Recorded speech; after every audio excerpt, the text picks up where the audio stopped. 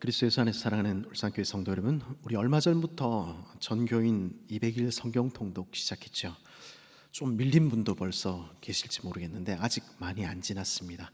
빨리빨리 따라가면 다 같이 갈 수 있을 것 같습니다. 아직까지는 창세기를 넘지 못했으니까 이럭저럭 괜찮은, 우리 읽기가 좋은 구간을 지나고 있을지 모르겠습니다. 그렇지만 출애굽기를 지나고 마의 구간인 레위기, 민수기, 신명기, 이 율법 부분을 만나면 이게 무슨 소린가, 왜 내가 이걸 읽어야 되는가, 이런 느낌 받을지 모르겠습니다. 다 그런 경험 가지고 계시잖아요, 그죠? 그러면 왜 우리는 이런 율법 부분을 읽는 것을 힘들어하는 것일까요? 아니, 왜 이 하나님의 말씀인데 우리는 율법을 버거워하게 되었을까요? 그 이유 중에 하나는 어쩌면 이 옛날 이스라엘의 율법이 나와는 상관없는 이야기다, 이렇게 생각하기 때문인지는 않을지 모르겠습니다. 솔직히 무슨 말인지도 잘 모르겠고, 성막을 무슨 청색, 자색, 홍색 실로 짓든 아니면 황금 실로 짓든 아니면 복잡한 제사에서 비둘기를 드리든 아니면 어린 양을 잡든 그런 제사법은 나와는 상관없는 이야기처럼 들리는 것입니다. 그런가 하면 시민법과 처벌 규정에 들어오면 읽는 우리 마음이 썩 편하지는 않습니다. 간음한 자를 돌로 쳐 죽이라, 이런 가혹한 처벌 규정도 우리 마음 불편하게 하지만, 그와 함께 인생이 저지를 수 있는 수많은 온갖 종류의 죄에 대해서 너무 적나라하게 묘사해 놓은 것도 우리 마음을 불편하게 만듭니다. 현대법에서는 갖가지 두리뭉실하고 개념적인 법률적인 용어를 동원해서 희석시켜버린 인간 본성의 죄악을 율법은 너무 노골적으로 드러내고 있는 것이죠. 예를 들면 헌법상 보장된 개인의 성적 자기결정권의 본질적 내용을 침해하는 위헌 조항이라고 폐지된 간통죄를 성경은 일말의 타협도 없이 간음하지 말라 그러고 마는 것입니다. 말씀을 진지하게 읽다 보면 우리는 말씀 앞에서 벌거벗은 우리의 민낯을 발견하게 됩니다. 너는 죄인이야 말씀하시는 음성을 듣지 않을 수 없는 것이죠. 그런가 하면 오늘날에도 적용되는 것처럼 보이는 안식일 규정에서 비롯된 주일 성수라든지 아니면 11조라든지 이런 헌금 규정들은 우리에게 맞는 이야기이긴 한데 무거운 짐처럼 굴레처럼 느껴지기도 합니다. 말씀은 맞는데 지키고 싶은 마음이 그렇게 썩 내키지 않는 것이죠. 율법은 너무 버겁게만 느껴지는 것입니다. 우리가 조금 사실 좀 나쁜 사람들이니까 우리만 그렇게 느끼는 것일까 하는 생각을 하게 됩니다.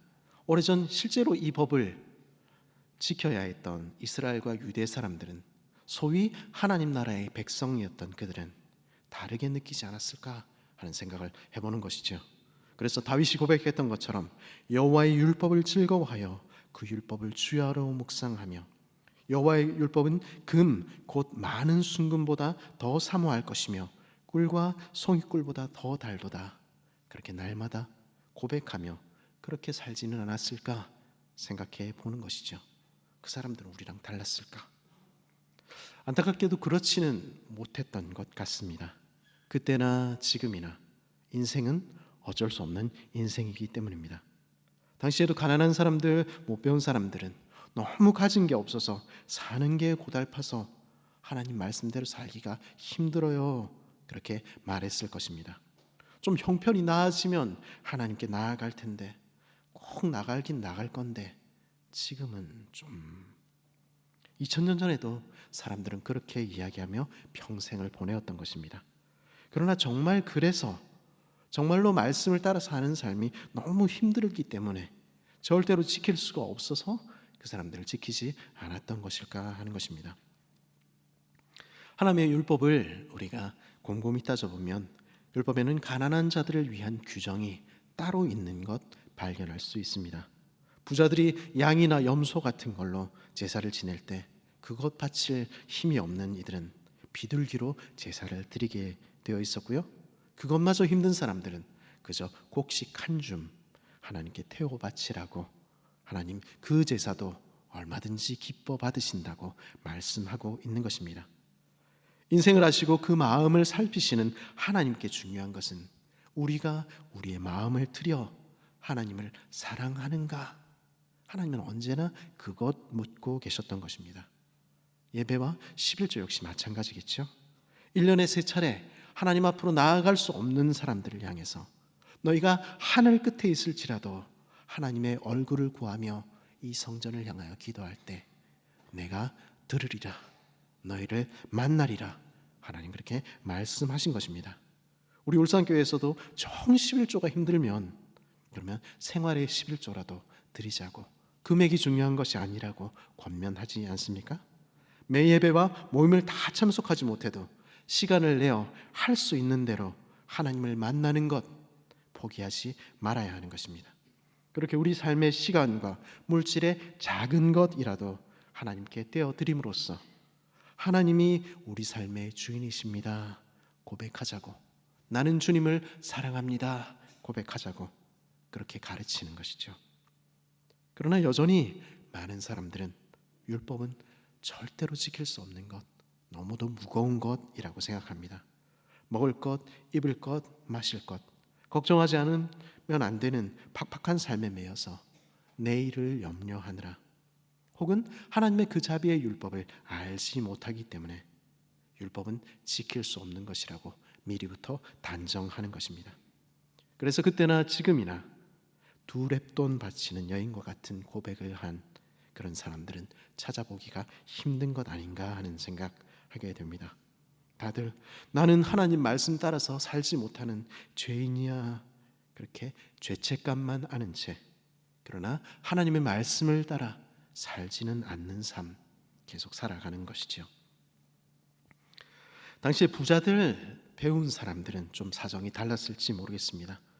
넉넉해서 11조를 내고 예배도 꼬박꼬박 드리던 사람들은 우리는 율법을 따라 사는 사람들이야 하는 이런 자부심 가지고 살았습니다.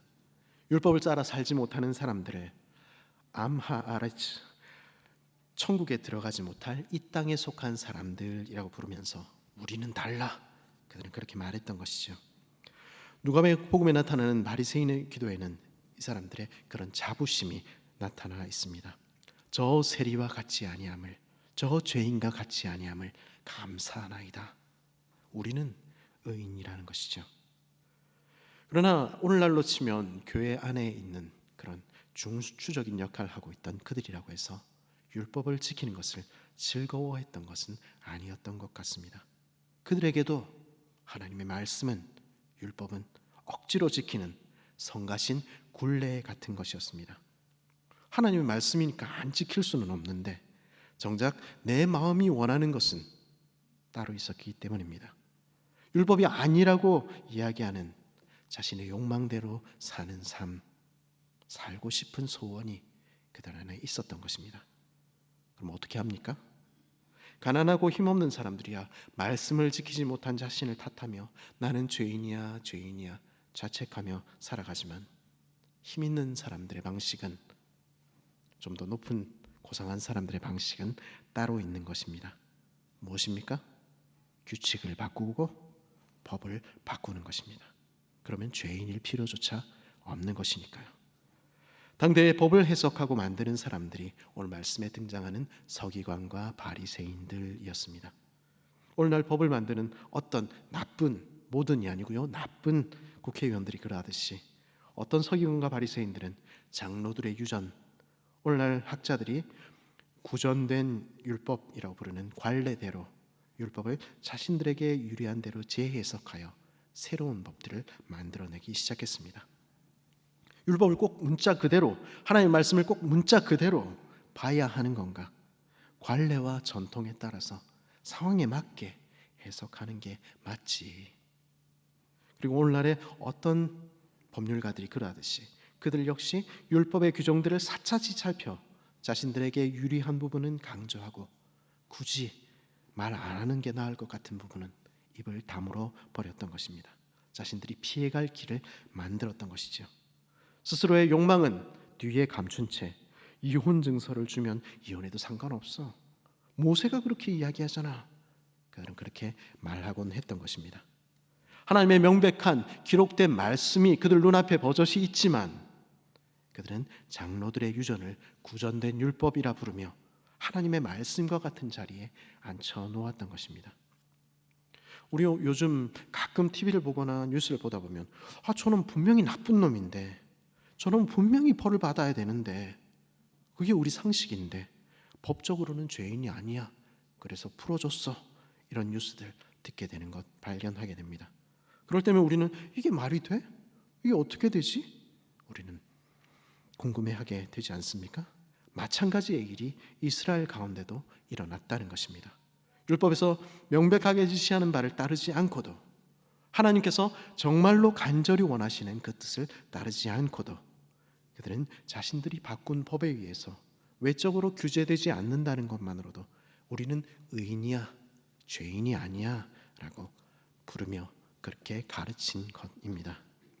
사랑하지 않고도, 샬롬의 법을 따르지 않으면서도 난 살인하지 않았으니 되었어 말했고요. 음란한 눈으로 서로를 바라보고 가정을 돌보지 않으면서도, 자신의 욕망을 위해서 이유 없이 이혼을 하면서도 나는 가늠한 것은 아니야 라고 말하게 되었습니다. 하나님을 두려워하고 높이는 마음 없이 자신의 이익을 위해서라면 하나님의 이름을 들먹이고 그 이름으로 맹세하면서도 하나님의 이름을 망령되이 일컬은 적 없어 라고 말하게 된 것입니다. 그 마음의 중심에 지금 하나님을 향하여 나아가지 않으면서도, 하나님을 예배하지 않으면서도 자신의 선행과 구제를 떠버리고 큰 소리로 골목에서 기도하면 나는 의롭다고, 나는 하나님의 백성이라고 스스로 속이며 다른 사람들도 속이며 그렇게 살게 된 것입니다. 마음이 없이도, 뜻이 없이도, 힘을 다함이 없이도, 그 중심이 없이도 하나님을 사랑할 수 있다고, 하나님을 예배할 수 있다고 말하게 된 것입니다. 계명의 가장 큰 의와 신을 버리고서도 계명을 지킨다고 자신 있게 말하며 그것을 가르치는 자 된 것입니다. 그러면서도 그들은 우리는 의인이라고, 우리는 천국 백성이라고 주장했습니다. 하나님의 율법보다 자신의 욕망을 더 위에 둔 자들, 바리새인과 서기관들의 의, 법을 바꾸는 자들의 의가 바로 그런 것이었습니다. 그런데 과연 그것이 2000년 전 서기관과 바리새인들의 이야기이기만 할까요? 오늘 우리는 그 하나님의 말씀을 귀히 여기며 그 말씀 한 절 한 절을, 그 단어 하나하나를 귀히 여기며 그렇게 살고 있는 것일까요? 우리는 천국에 들어갈 그런 백성들일까요? 천국의 제자들, 하나님 나라의 서기관 된 이들을 향하여 우리 주님께서는 분명히 말씀하셨습니다. 그러므로 누구든지 이 계명 중에 지극히 작은 것 하나도 버리고 또 그같이 사람을 가르치는 자는 천국에서 지극히 작다 일컬음을 받을 것이요, 누구든지 이를 행하며 가르치는 자는 천국에서 크다 일컬음을 받으리라. 내가 너희에게 이르노니 너희 의가 서기관과 바리새인보다 더 낫지 못하면 결코 천국에 들어가지 못하리라. 19절에 천국에서 지극히 작은 자라는 말씀의 뜻은 20절에서 다시 설명됩니다. 무엇이라고요? 결코 천국에 들어가지 못하리라는 것입니다. 이어지는 본문들에서 우리 주님께서는 하나님의 말씀을 중히 여기지 않고도, 하나님의 뜻을 따르지 않고도 스스로 하나님의 율법을 지키고 있다고, 나는 의인이라고 착각하고 살아가는 사람들을, 그들의 위선을 하나하나 깨부수셨습니다. 옛사람에게 말한 바 살인하지 말라, 누구든지 살인하면 심판을 받게 되리라 하였다는 것을 너희가 들었으나 나는 너희에게 이르노니 형제에게 노하는 자마다 심판을 받게 되고 형제를 대하여 욕설을 퍼붓는 자는 공회에 잡혀가게 되고 미련한 놈이라 하는 자는 지옥불에 들어가게 되리라. 하나님은 그렇게 생각하지 않으신다는 것입니다. 주님의 선고는 분명합니다. 하나님의 말씀을 귀히 여기지 않는 자는, 하나님이 그 율법을 주시면서 어떤 마음이셨는지 생각하지 않는 자는, 그 말씀대로 살지 않으면서도 아무런 문제가 없다고 스스로 말하는, 스스로 높아진 자들은 결단코 천국에 들어가지 못할 것이라는 것입니다. 18절에서 우리 주님께서는 이렇게 말씀하십니다. 진실로 너희에게 이르노니 천지가 없어지기 전에는 율법의 1.1획도 결코 없어지지 아니하고 다 이루리라. 하나님의 말씀은 엄중합니다. 지금도 스스로 높아진 자들은 오늘도 하나님의 말씀을 가벼이 여기며 자기들 멋대로 말씀을 왜곡하지만, 그러면서도 스스로를 의인이라 여기며 하나님의 백성이라 서로 추켜 세우며 살아가지만, 우리 주님의 말씀은 그 작은 알파벳 하나조차도 결코 없어지지 않고 다 이루어질 것입니다. 가장 작은 법이라도 제하여 버리는 자는, 그 율법에 담긴 하나님 아버지의 그 마음을 저버리는 자는 결코 천국에 들어가지 못할 것입니다. 왜냐하면 하나님의 나라 천국은 하나님을 사랑하는 자들, 그 주님을 닮아 서로를 사랑하는 자들을 위하여 예비된 나라이기 때문입니다. 이런 주님의 우리 말씀은 어쩌면 복된 소식이라기보다는 우리를 절망케 하는 소식처럼 들리기도 합니다. 우리 중에 누가 있어서 하나님의 율법을 1.1회까지 다 지킨다 말할 수 있겠습니까? 우리 역시 알고도 모른 채 하며 하나님의 말씀을 듣고도 자기 마음대로 살아가는 인생에 불과하기 때문입니다. 심판을 받게 되리라, 공회에 잡혀가게 되리라, 지옥불에 들어가게 되리라. 주님은 우리를 향해서 그렇게 경고하시는 것입니다. 1점도 1획도. 주님은 왜 그렇게까지 우리를 몰아붙이십니까? 왜냐하면 그럼으로써 주님께서는 우리가 율법을 지키며 살고 있다고 생각하는 착각을 깨트리시기 원하시기 때문입니다. 하나님을 사랑하지 않으면서도 하나님 백성이라 주장하는 그 위선을 적나라하게 드러내시기 위함입니다. 참으로 우리의 비참한 실상을 보게 하시기 위해서 우리 주님께서는 우리 모습을 낱낱이 드러내시는 것입니다. 왜냐하면 그래야만 우리의 그럴듯한 겉모습 속에 감추인 우리의 실상을, 우리가 죄인이라는 것을 깨닫게 될 것이기 때문입니다. 왜냐하면 그래야만 우리가 죄인이라고 고백하며 하나님 말씀 앞에 엎드리게 될 것이기 때문입니다. 이 말씀의 연장선상에서 바울은 고백합니다. 그러므로 율법의 행위로 그의 앞에 의롭다 하심을 얻을 육체가 없나니 율법으로는 죄를 깨달음이라. 율법의 가장 큰 역할은, 말씀의 가장 큰 역할은 죄를 깨닫게 하는 것이라고, 그러기 위해서 이 율법을 주셨다고 우리에게 들려주는 것입니다. 우리가 죄인이라는 것을 참으로 깨닫기 전에는, 우리 자신에게 참으로 절망하기 전에는 우리에게는 아무 소망이 없습니다. 그러므기에 하나님의 말씀은 먼저 우리의 죄를 보도록 만드시는 것입니다. 그리하여 우리가 스스로에게 절망하도록 만드시는 것입니다. 내가 얼마나 교회를 오래 다녔는가, 내가 얼마나 전통이 있는 교회 출신인가, 아니면 내가 지금 어떤 직분에 있는가 하는 것이 우리의 구원의 보증이 아니라는 사실을 너는 정말로 알고 있느냐고, 우리가 죄인이라고 고백하며 지금 예배의 자리에 나와 있느냐고 성령께서는 지금도 큰 소리로 외치시는 것입니다. 우리의 죄를 직시하지 않는 한, 우리가 죽어 마땅한 죄인이라는 사실을 처절하게 깨닫지 않는 한, 지금 하나님의 음성 앞에 납작 엎드리지 않는 한 우리에게는 소망이 없습니다. 왜냐하면 우리의 죄를 깨닫기 전에는 우리는 그리스도를 찾지 않을 것이며 매 순간 자신의 모습에 절망하지 않고서는 십자가 앞으로, 하나님 앞으로 나아가지 않을 것이기 때문입니다. 우리가 구약 성경을 통해 발견하게 되는 이스라엘 백성의 모습이 그러했던 것처럼 말입니다. 율법과 선지자가, 구약 성경이 끊임없이 우리에게 들려주는 건 무엇입니까? 그것은 인간의 실패의 역사입니다. 그들 중 누구도 하나님의 율법을 지키지 않았고 그 결과 모두가 심판을 받았고 모두가 멸망했다는 것입니다. 하나님의 거듭된 은혜에도 끝끝내 돌이키지 않고 인생은 죽음과 멸망의 길로 힘차게 달려갔다는 것이 율법과 선지자의 증언입니다. 그것이 오늘 우리의 모습은 아닙니까? 히브리 성경의 마지막 책인 역대기의 마지막 부분은 하나님께서 온 세상에 모범으로 세우신 하나님의 나라 이스라엘조차도 하나님의 율법을 거절하고 안식년과 희년을 지키지 않았다는 사실을 언급해 줍니다. 그 범죄한 횟수대로 70년의 포로 생활을 했고 이제는 포로 귀환의 새로운 시대가 시작될 것에 대한 소망을 노래하며 역대기는 끝을 맺습니다. 그러나 우리가 알듯이 그 포로 귀환 이후에도 그 백성은 돌이키지 않았고 그 나라는 실패의 경험을, 실패의 역사를 계속해서 더 써내려 갔던 것입니다. 그에 이어지는 이야기의 첫머리인 마태복음 1장의 족보는 우리에게 중요한 메시지 하나를 던져줍니다. 그것은 바벨론 포로라는 것입니다. 바벨론으로 사로잡혀 갈 때에 요시야는 여고냐와 그의 형제들을 낳으리라. 바벨론으로 사로잡혀 간 후에, 바벨론으로 사로잡혀 갈 때까지, 바벨론으로부터 사로잡혀 간 후부터 무슨 이야기를 하고 싶은 것일까요?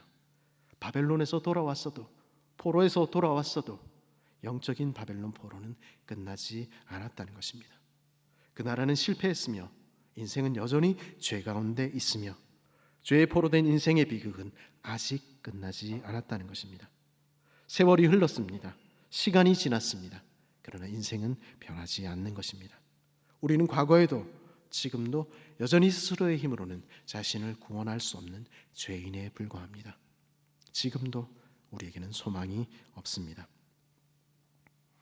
이 땅에 오신 예수 그리스도께서는 자신을 율법과 선지자, 다시 말해 구약 성경을 완전케 하러 오신 자로 소개하십니다.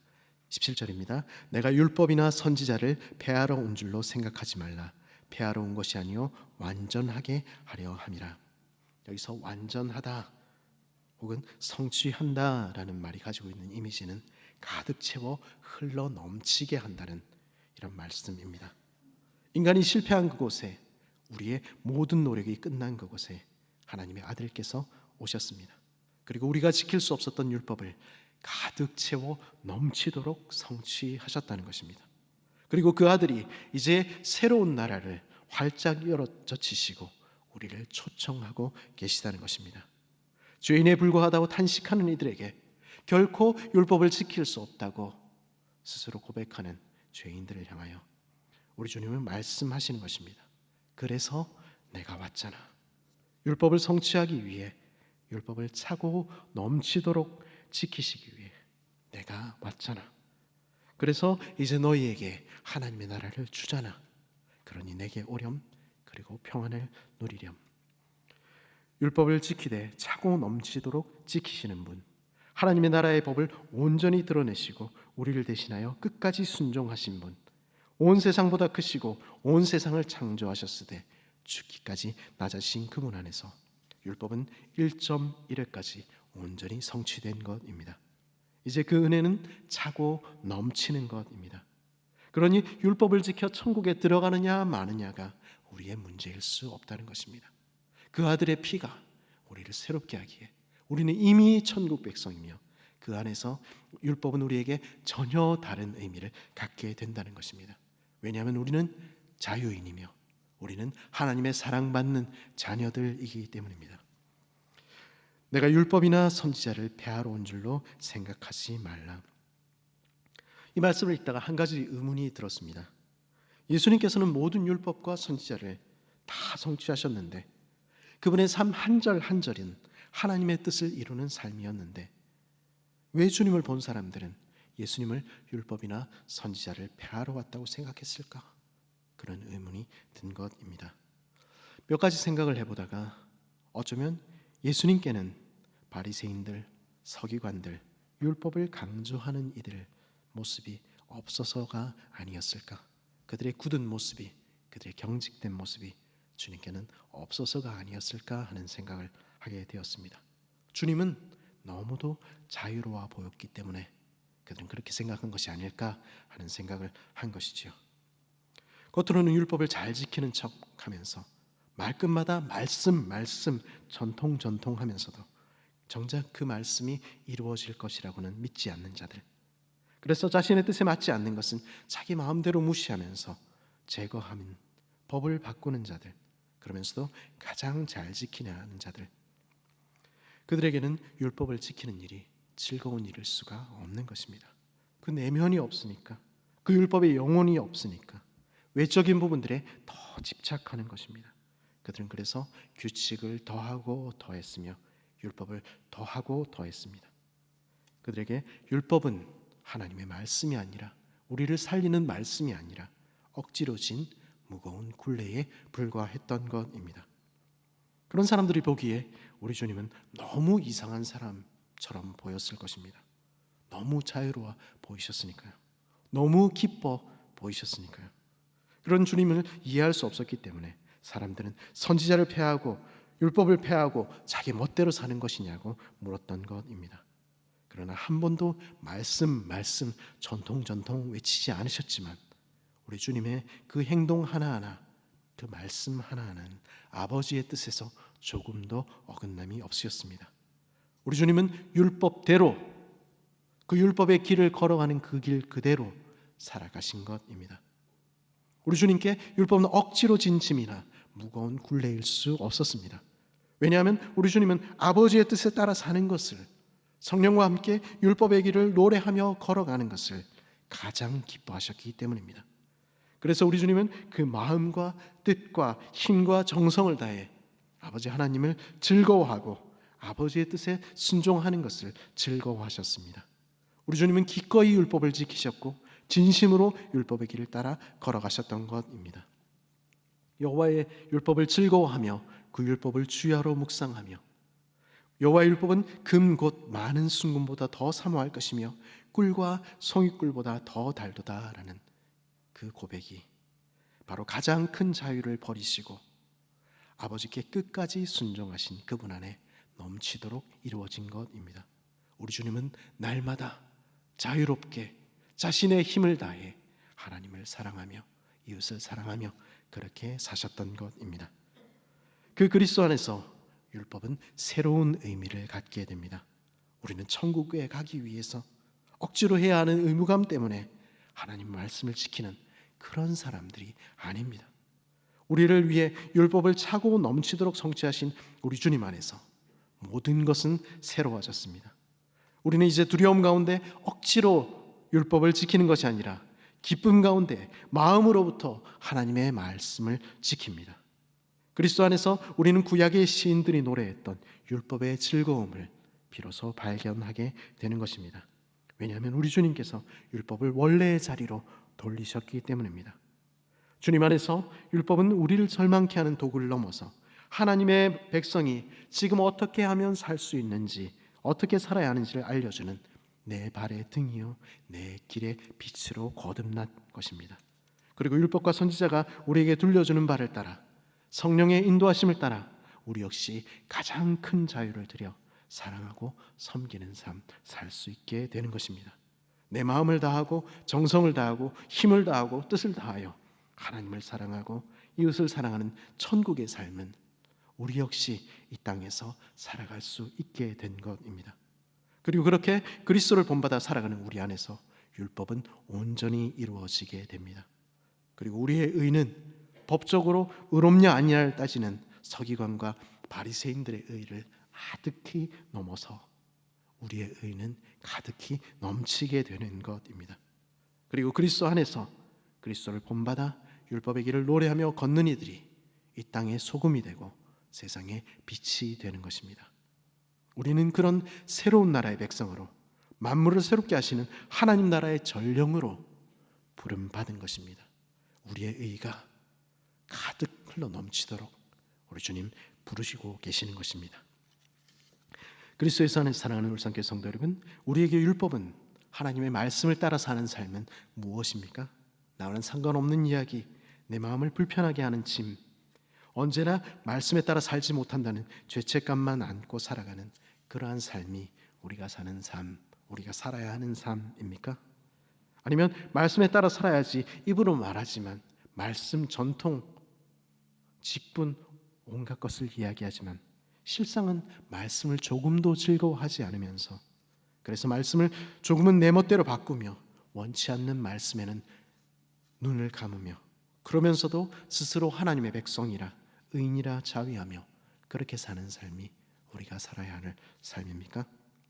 마음과 뜻과 정성을 다해 사랑하는 삶 대신에 기도 몇 시간, 말씀 몇 장, 출석, 헌금, 그런 외적인 표시들로 하나님의 백성의 기쁘고 즐거운 삶을 대신하는 그러한 경직된 삶이 우리가 살아야 할 삶일까요? 만일 그렇다고 한다면, 우리가 그런 삶을 살고 있다고 한다면 우리는 다시 주님의 말씀에 귀를 기울여야 합니다. 내가 너희에게 이르노니 너희 의가 서기관과 바리새인보다 더 낫지 못하면 결코 천국에 들어가지 못하리라. 다시 우리 자신을 돌아볼 수 있기를 바랍니다. 우리 자신의 죄인된 모습을 다시 볼 수 있기를, 그래서 절망하게 되기를 간절히 바랍니다. 그래서 우리를 대신하여 넘치도록 율법을 성취하신, 그래서 우리에게 하늘나라를 주신 십자가의 그리스도만을 붙들 수 있기를 간절히 바랍니다. 주님께서 다 이루셨습니다. 주 안에서, 그리스도 안에서 하나님께서 주신 율법이 얼마나 아름다운 것인지, 얼마나 기쁜 것인지 발견하는 우리 되기를 간절히 바랍니다. 그래서 성령의 인도하심을 따라 내 발의 등이요 내 길에 비친 율법과 선지자의 말씀을 사모하며 그 말씀을 따라 주님께서 누리셨던 그 풍성한 천국의 삶 나도 누리며 살아가게 되기를 바랍니다. 가장 큰 자유를 들어 섬기고 사랑하는 천국의 삶 우리도 살 수 있기를 간절히 바랍니다. 마음과 뜻과 힘을 다해 하나님을 사랑하고 이웃을 사랑하십시오. 그래요 우리의 의가 차고 넘치게 되기를, 그래요 참으로 이 땅의 소금이 되며 세상의 빛이 되기를, 그런 교회 되기를 간절히 바랍니다.